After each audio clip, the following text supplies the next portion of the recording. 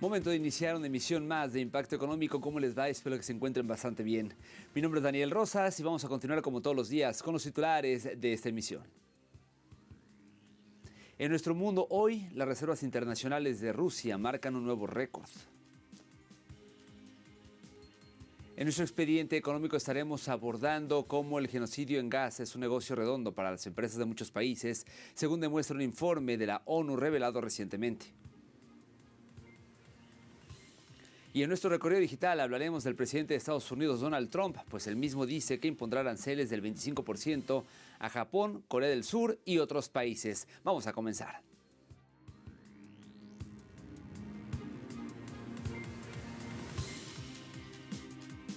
Momento de iniciar con informaciones de los malos pronósticos de las potencias occidentales en contra de Rusia. Las reservas internacionales rusas marcaron un nuevo récord. Esto en cuanto al oro. El cierre del mes de junio se informó por parte del Banco Central del país. Mire, las reservas internacionales de Rusia alcanzaron un valor récord de 687.700 millones de dólares. Los haberes rusos se incrementaron durante la semana del 20 al 27 de junio del 0,1%, es decir, unos 500 millones de dólares. El máximo histórico anterior se registró el pasado 9 de mayo, cuando ascendieron a 687.300 millones de dólares. Las reservas internacionales del país incluyen depósitos en el Fondo Monetario Internacional, moneda extranjera, reservas de oro y derechos especiales de giro que están a disposición del Banco Central y el gobierno rusos. Y en más información, en Río de Janeiro, Brasil, culminó la 17ª cumbre de los BRICS. Nuestro equipo estuvo y nos cuenta todos los detalles. Los BRICS incomodan, afirmó Lula da Silva al cierre del evento presidido por Brasil en Río de Janeiro. Horas antes, Donald Trump había anunciado aranceles para los países que adhieran a las medidas impulsadas por el bloque y aseguró que acompaña de cerca la situación del expresidente brasileño Jair Bolsonaro por ser investigado como uno de los artífices del intento de golpe de Estado en 2023. No creo una cosa muy responsable y seria que un presidente de la República de un país del tamaño de Estados Unidos se la pase amenazando al mundo a través de Internet.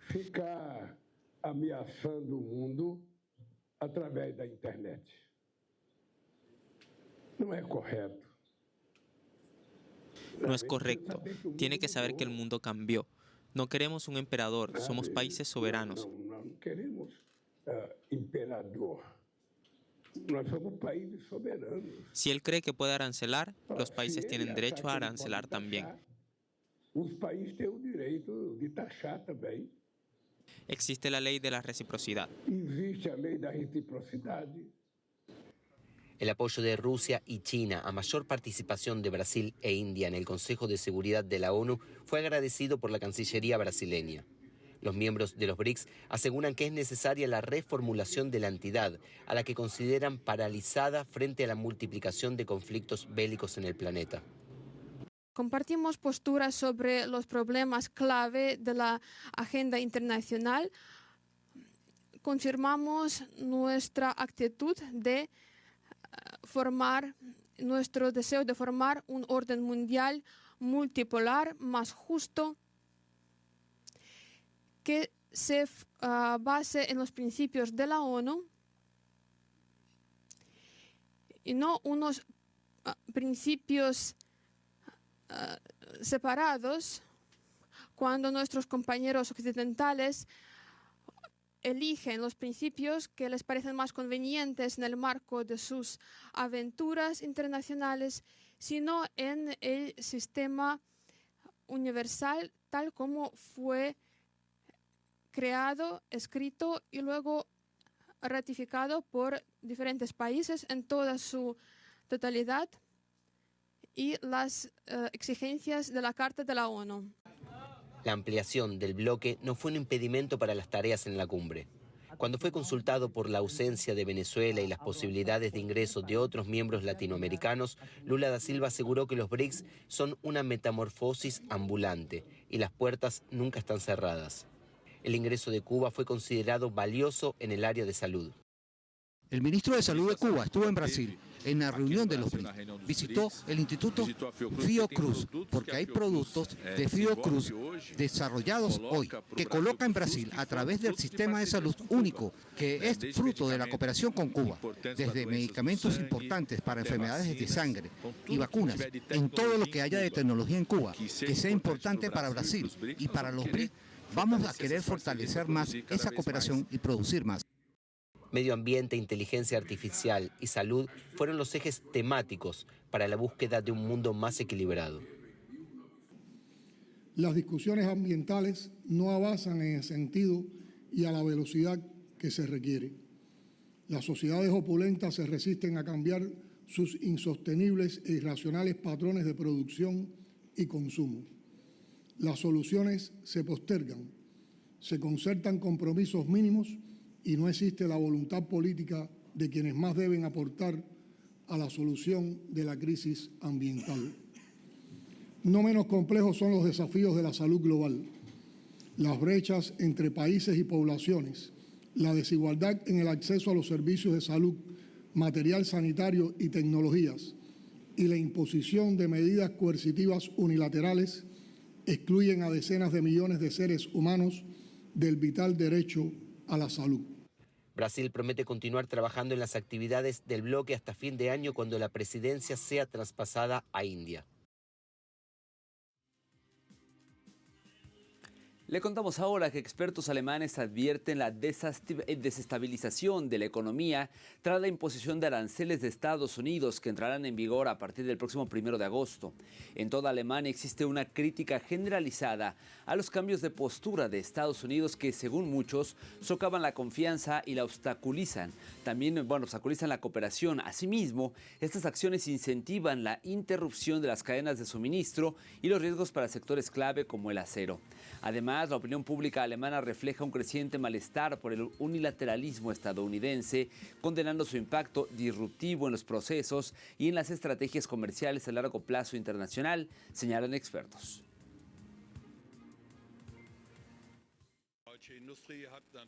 La industria alemana ha perdido la confianza en la política económica estadounidense. Desde que el presidente Trump asumió el cargo, hemos visto anuncios semanales que generan una inmensa incertidumbre. Los ciudadanos estadounidenses serán los primeros en sufrir las consecuencias y, por supuesto, también lo hará nuestra propia gente. En sectores como el acero, por ejemplo, los trabajadores alemanes ya se enfrentan a una fuerte presión sobre el empleo. Debemos encontrar contramedidas para animar a Estados Unidos a retomar la senda de la cooperación racional. Si no le queda otra opción, Europa tendrá que responder de la misma manera.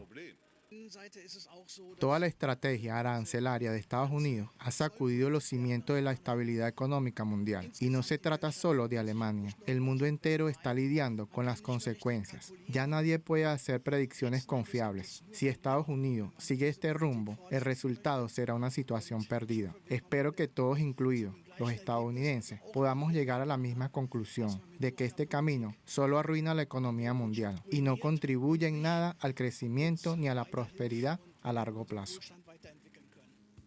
Este tema de los aranceles, sin duda, pues mantiene en vilo a los países de Europa, pues exportadores de muebles de Polonia se enfrentan a la amenaza de los gravámenes, arriesgando la competitividad de las empresas locales.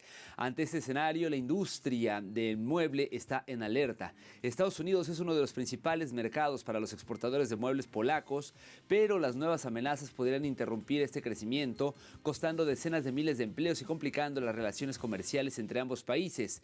Polonia es el mayor exportador de muebles de Europa y el tercero del mundo. Según un informe de mercado, el valor de la exportación de la industria polaca del mueble superó los 11.000 millones de dólares estadounidenses en 2024, lo que la convierte en una de las principales fuentes de ingresos por exportación del país.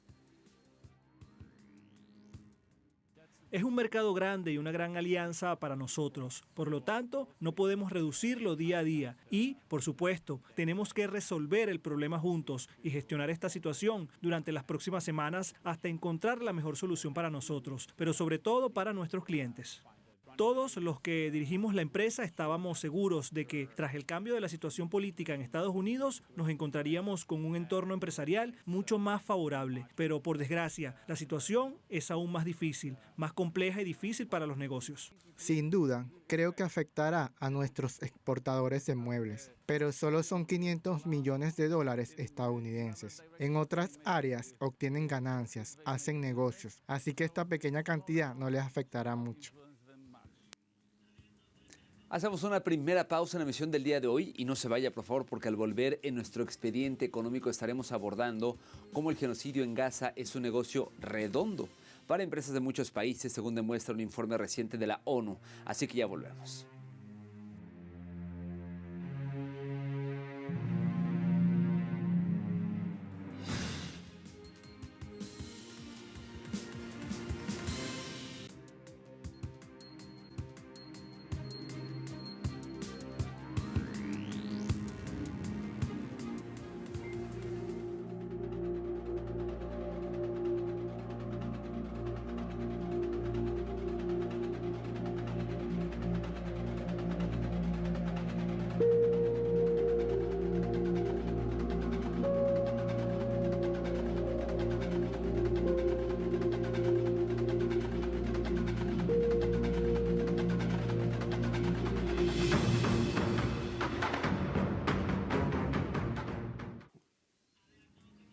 El negocio del genocidio en Gaza, impulsado por la industria armamentística y otras corporaciones, ha generado una crisis humanitaria sin precedentes con decenas de miles de muertos, desplazamiento masivo, hambruna y destrucción de infraestructura.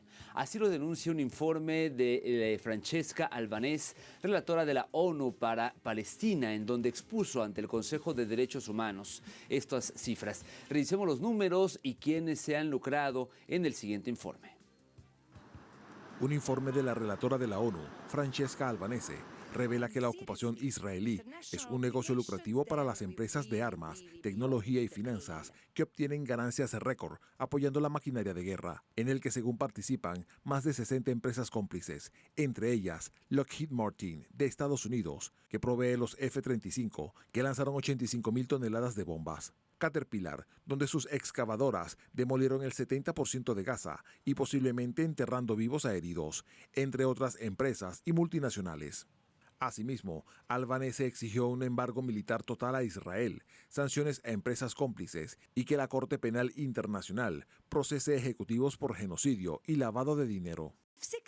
Si las 60,000 personas asesinadas no nos obligan a tomar en serio las obligaciones internacionales, entonces estamos realmente fuera de lugar. Así que esto es lo que concluyo. No hay otra posibilidad, ninguna posibilidad de salir de esta situación que no sea que los Estados miembros hagan lo que la Corte Internacional de Justicia exige a través de su fallo y de sus medidas provisionales. Imponer un embargo de armas de inmediato no está por encima de pedir un alto al fuego. Esto no es una guerra, es una campaña genocida y está claro. Y ahora vemos que se llevan a cabo bajo el pretexto de la distribución humanitaria de alimentos. Esto es una trampa mortal y deberíamos aprender a ser realmente honestos, incluyéndonos a nosotros mismos. Quiero decir, he sido muy generosa con los medios de comunicación porque la primera entidad corporativa que se investigó en este mandato fue la suya y llegará, pero de nuevo. Ahora es el momento de un embargo de armas y es hora de que las empresas corten los lazos con Israel. El hecho mismo de involucrarse en algo que concierne y traduce ganancias económicas y beneficios es problemático para que las empresas y sus ejecutivos estén dispuestos a enfrentar la responsabilidad e incluso la responsabilidad penal. También denunció a BlackRock y Vanguard, que invierten $614 millones en bonos israelíes que financian la guerra, señalando que la bolsa de Tel Aviv se disparó un 213% durante la ofensiva. Si el genocidio no se ha detenido, no es solo porque siempre ha habido una economía de ocupación, es porque la economía de la ocupación se ha convertido en una economía de genocidio. Y así, ha habido personas y organizaciones que se han beneficiado de la violencia violencia, los asesinatos, las mutilaciones, la desnutrición de Gaza y en otras partes del territorio palestino ocupado, porque no es que los palestinos de Cisjordania y Jerusalén estén pasando por el momento más feliz de su vida. Mientras hablamos, en los últimos 20 meses, mientras el ejército israelí y acompañado por los colonos devastaba las vidas y los paisajes palestinos, la bolsa de valores de Tel Aviv se disparó un 213%, acumulando más de 220.000 millones de ganancias de mercado, incluidos 76.800 millones de dólares estadounidenses, solo en el último mes. Así que claramente, para algunos, el genocidio es rentable. Albanese sentenció que para detener el genocidio se debe desmantelar su motor económico y que la justicia para Palestina no puede esperar.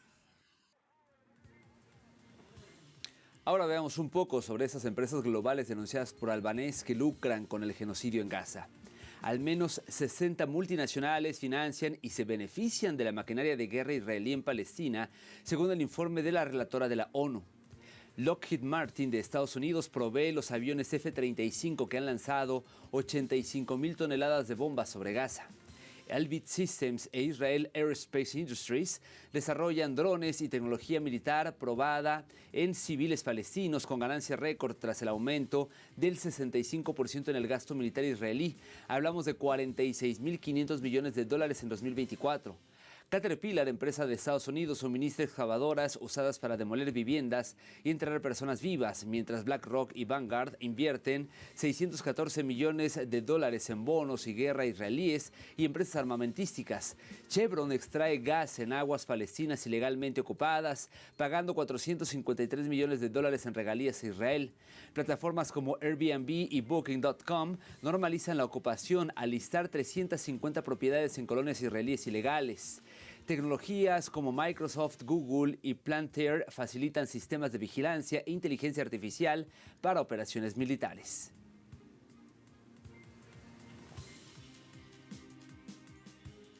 Y mientras el informe de la ONU reveló que el genocidio en Gaza es un negocio redondo para empresas de muchos países, el sufrimiento del pueblo palestino continúa. Residentes de Gaza califican de trampas mortales los centros de ayuda estadounidense e israelíes en medio de enfrentamientos mortales por la distribución de alimentos. Médicos y testigos presenciales relatan numerosas bajas entre quienes buscan ayuda desesperadamente.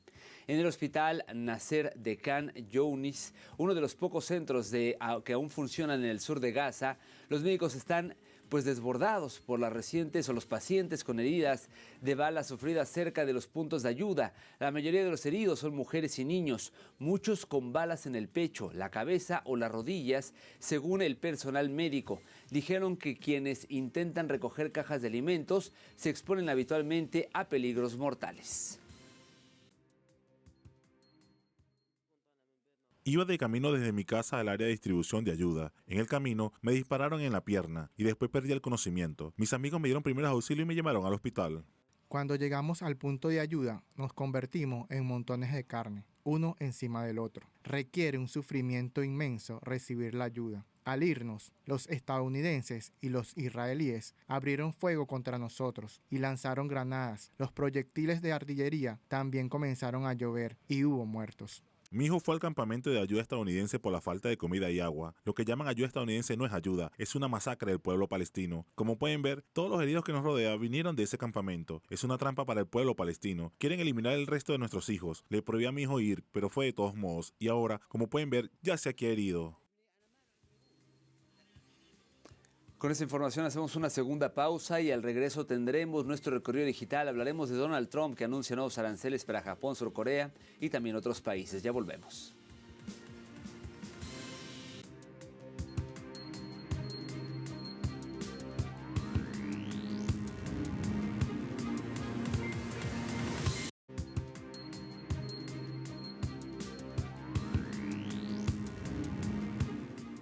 Estamos de vuelta y es momento de iniciar nuestro recorrido digital. Hoy lo hacemos con el portal de African News que titula lo siguiente: Trump dice que impondrá aranceles del 25% a Japón, Corea del Sur y otros países.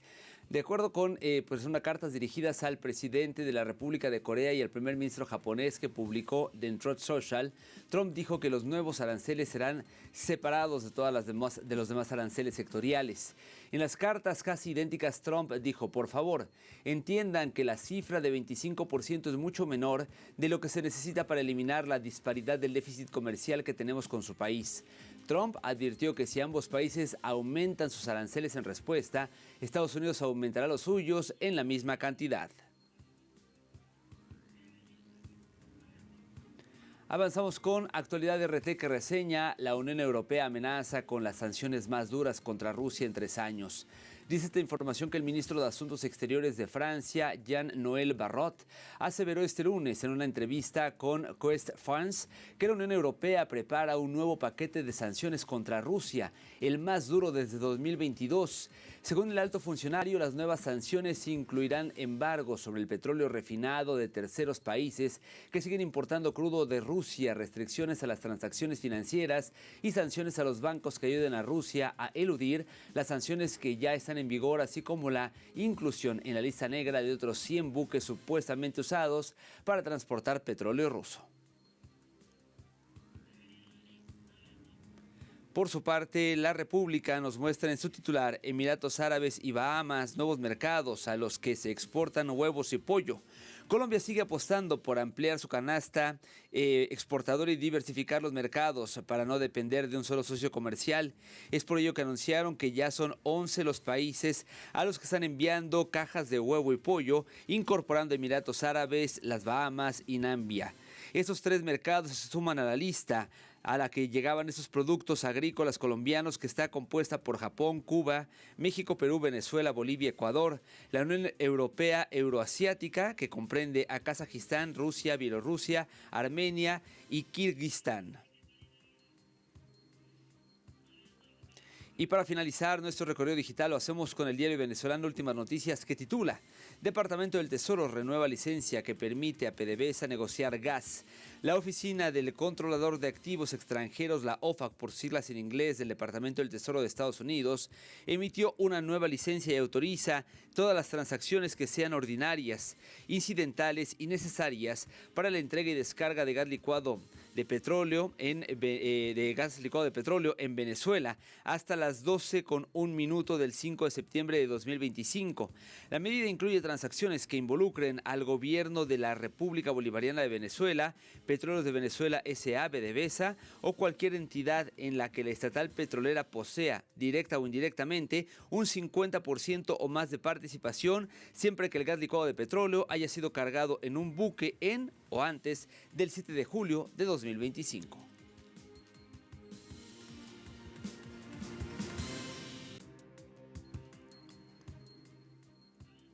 Vamos a revisar cómo se encuentran los precios del petróleo. El intermedio de Texas, el WTI, marcó un precio de $67.97, una alza de 97 centavos de dólar. En el caso del barril del Brent de referencia en Europa, su precio se ubicó en $69.60 por barril, un incremento de 80 centavos de dólar. Y finalmente le comento que el crudo promediado por la OPEP marcó un precio de $69.85. En este caso, el incremento es tan solo de 6 centavos.